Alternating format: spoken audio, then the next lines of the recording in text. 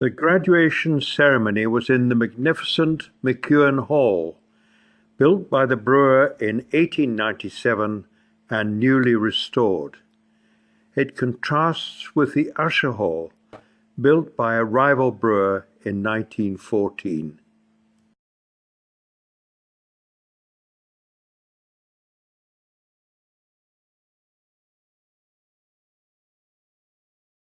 Here are the VIP's guests, Sandra and Moira, and Rachel, Walter, and Mary.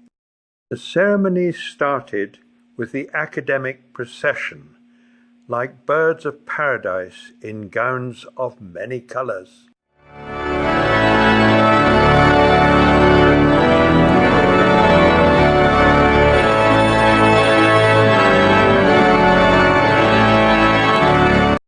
Here are the two VIPs. Carrie is to get an honorary degree of Doctor of Letters for her contribution to our understanding of life in China, and Nobuhiro Kiyotaki, Professor of Economics and Banking at Princeton, an honorary degree of Doctor of Science in Social Science for his internationally recognized influence as a macroeconomist over 30 years. Accompanied by Carl Robertson, to start the proceedings with Eriske Love Lilt.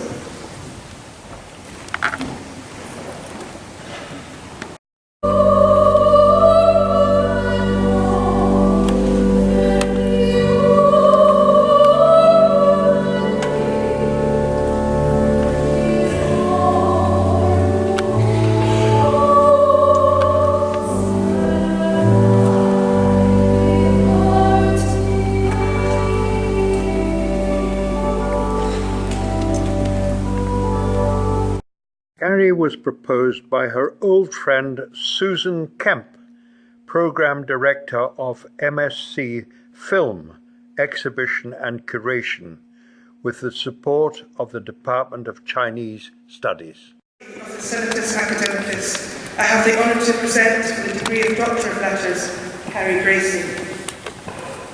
As one of the most respected journalists in the UK, Carrie Gracie has contributed significantly to our understanding of life in China, unravelling the complexities of a country which has grown to become a powerful economic and political force in contemporary geopolitics. Her family has a strong connection with Edinburgh, and she spent much of her childhood here, growing up in a household of outstanding academic achievement and endeavour. I knew the family well and was always impressed by the fact that their extraordinary ability to study was matched equally with a spirit of kindness and generosity. Gracie studied here at the University of Edinburgh before moving to Oxford University, where she graduated with a first-class degree in philosophy, politics and economics, which she later followed with two further degrees, one in Chinese and another in design and interactive media. She first went to China to teach in 1985, and then spent most of the 1990s there as a BBC reporter and then Beijing bureau chief. Even after returning to the UK to bring up her children, she remained committed to China coverage with a string of reporting projects and award-winning documentaries.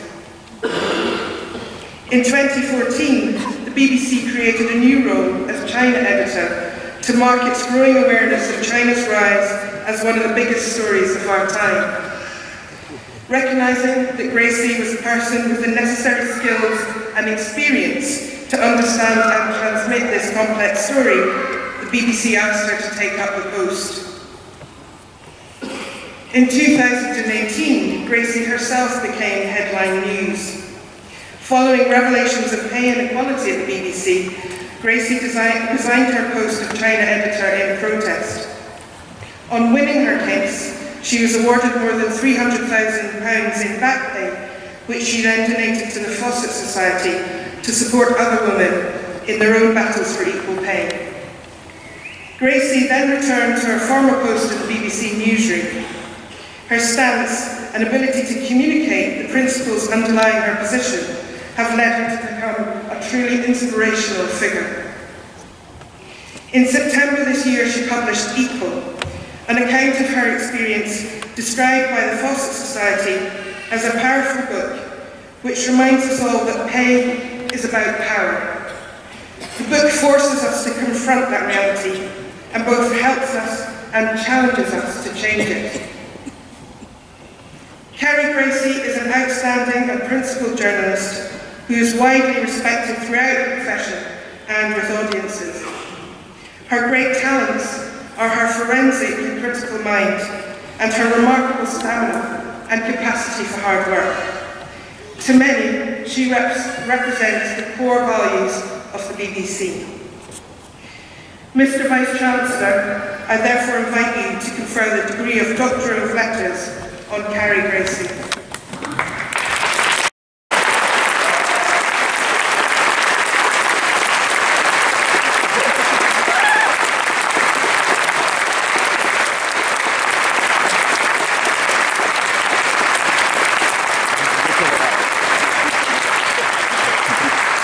By authority vested in me, I admit you to the degree. Congratulations.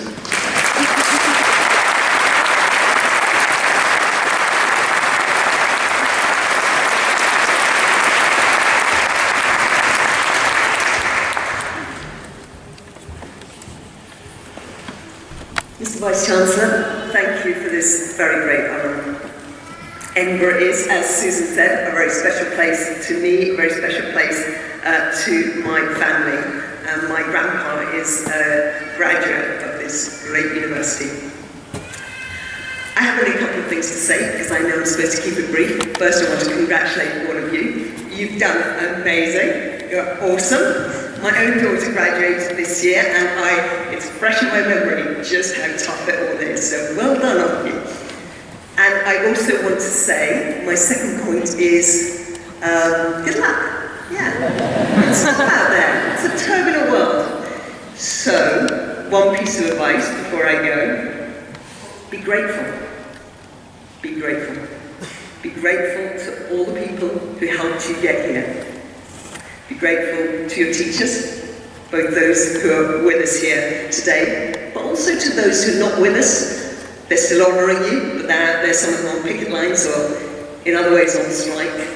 Pay is obviously an important principle for me, and as you have heard from Susan's laureation, and so that's an issue. And they are also honouring the next generation. Be grateful to them, be grateful to the teachers here, be grateful to all your mates who stood by you and whose shoulders you cried on all the way through, be grateful to your parents and your family, friends who put up with more than you will ever know, or else more than you will know until you're doing it yourselves as parents.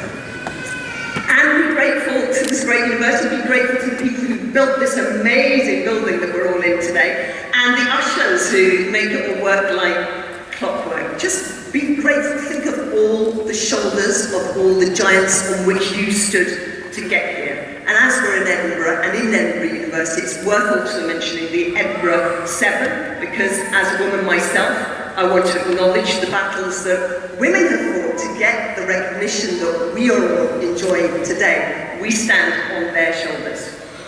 So gratitude to those who got you here today, but also an intention to deserve the gratitude of the next generation, yourself. Because an awareness of the gratitude you owe to others helps you to acknowledge what you then need to pay forward to those who come behind you. And that reminds me of a little story that I want to tell you, and you might expect me to tell a story from China, but I'm going to be less predictable and go the other way. It's a story from the Great Plains of North America. I'm going to keep it very brief because I know I'm supposed to wrap, but it's about farmers in the winter. When they face a whiteout, they can die between the back door of the farmhouse and the barn door. Just in the backyard, they can die in a whiteout because it's so very fierce, the blizzard, that they can't see anything and they can wander around in their own backyard and freeze. I don't want you to be those farmers who freeze in the backyard. You need a rope, and therefore you need to use the sense of continuity from that gratitude going backwards to what you're going to pay forward. And you're going to hold on to that rope tight in the blizzard so that you do not lose your way in the backyard. Good luck to all of you. You've got this far. You're going to be awesome. I know it. All the very best.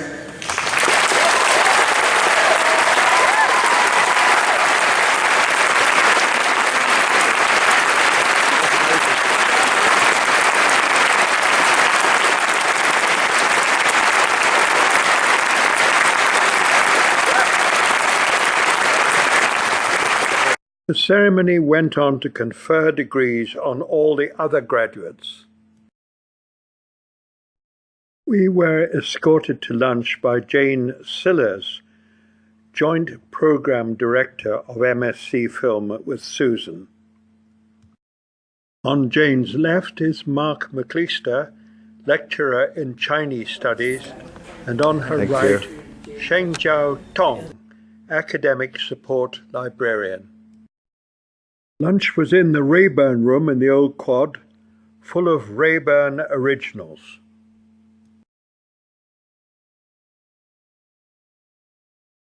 Thank you to Susan for such a lovely variation.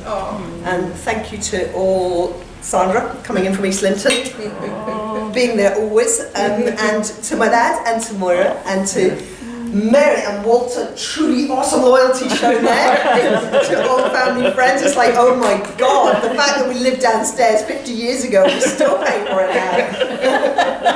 And to Rachel who's come up with me, and Moira, of course. So brilliant. And all the shoulders of all the giants who are not here, my grandpa, my grandma, my mum, and everybody else who smiles on us. So here's to us. Thank you.